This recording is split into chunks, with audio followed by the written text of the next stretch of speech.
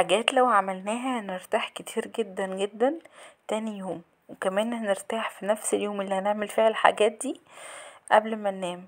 تعالوا نشوف هنعمل ايه وايه الحاجات اللي ممكن تريحنا لو عملناها في البيت كستات او كبنات. وهتفرق معاكي جدا جدا في نفسيتك. اول حاجة هنا بسم الله الرحمن الرحيم.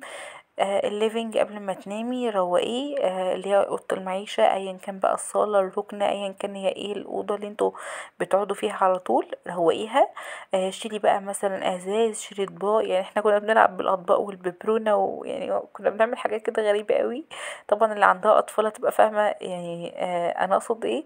ربنا يا رب يبارك فيهم، وان شاء الله باذن الله يرزق الجميع يا رب، ويرزق كل مشتاق بالذريه الصالحه. المهم شيلي كل حاجه حواليكي ودخلي كل حاجة مكانها، وبعد ما خلاص تنفضي كده الليفينج او الركنة، ابدأي جيبي المكنسة بتاعتك ومشيها كده في الركنة بتاعتك، في المكان انتوا قاعدين فيه يعني. مشيها كده عليه، ومشي المكنسة في الشقة كلها. لو عندك بقع او حاجة عايزة سيقيها او نضفيها. مشي كده. تاني حاجة بقى في الشقة بقى، مشي بمعطر جو سواء بقى فريدة او جليد، وحطي كده منه على المفارش، سواء الركنة، الصالون، الستاير، كل ده فعلا. لو حطيتي حاجات من دي بتفرق جدا جدا في ريحة الأوضة اللي انتي قاعدة فيها. طيب بعد كده عندك هدوم عايزة تتطبق، طبقيها ما تكسليش ابدا. عندك هدوم عايزة تتغسل، حطها في الغسالة وعايزة تتنشر اقصد، ادخلي انشريها. بصراحة انا صورت لكم المقطع ده بس ما نشرتش، اجلته لتاني يوم. مش مشكلة يعني، حاجة كده فلتت مني بس خير، كان الجو فعلا برد، مش قادرة ان انا ادخل البلكونة. فاعملوا ما تعملوش زيي يعني، ادخلوا وانشروا. خلاص كده. ادخلوا بقى المطبخ، شوفوا ايه اللي فيه، اغسلوا شوية العزال اللي في المطبخ بتوع العشاء مثلا او بتوع الغدا.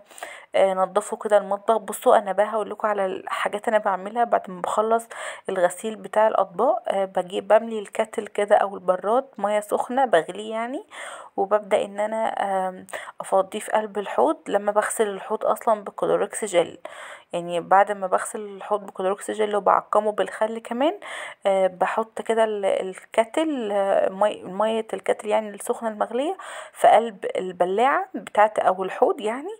بيفرق قوي قوي معاكي في تاني يوم الصبح. املي بقى الازاز الفاضية، وامسحي الرخامة وعقميها قبل ما تنامي.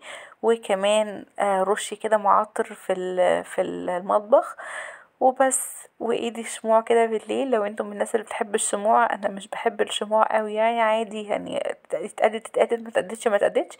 بس عموما ما عنديش شموع، انا عندي الشمعة الإلكترونية بتاعت الفانوس دي. قلت يعني اعمل معاكم جو مش اكتر، وضفتها بعد ما عملت لكم الفيديو عادي جدا يعني. فاعملوا الحاجات دي هتفرق جدا جدا معاكم. هاتوا كراسة وقلم وشوفوا انتوا محتاجين تعملوا ايه يعني. زي ما انا عملت كده، حطيت النوت بوك قدامكم وبدأت ان انا افكر انا ايه المفروض ان انا اعمله بكرة الصبح. يعني مثلا هنزل اشتري طلبات البيت، هطبخ مثلا، هعمل حلويات، مثلا هعمل نوع عصير، عندي ترويق مثلا في الأوضة الفلانية أو في الدرج الفلاني، هنضف التلاجة وهكذا. يعني شوفوا ايه اللي انتوا المفروض تعملوه. هتروحوا مشوار مثلا، رايحين عند الدكتور يعني مثلا. تاني يوم من الفيديو ده انا كنت عندي ميعاد عند الدكتور ببنوتي، فيعني شوفوا ايه الحاجات اللي انتوا ممكن تعملوها تاني يوم، وهكتبوها في ورقة وقلم. ودايما دايما خلوا معاكم كده ورقة وقلم قدامكم او في شنطتكم. صدقوني لو كتبتوا افكاركم، كتبتوا كل حاجة انتوا محتاجين تعملوها، هتفرق قوي قوي قوي قوي معاكم. فجربوا ان انتوا تكتبوا كل حاجة بورقة وقلم، هتنجزي، هتبقي سريعة جدا في كل احتياجاتك، وفي كل كمان مشاويرك، وفي كل طلباتك بإذن الله. بس يا رب الفيديو عجبكم، ما تنسيش طبعا اللايك والشير. اشوفكم على خير في رعاية الله، مع الف سلامة.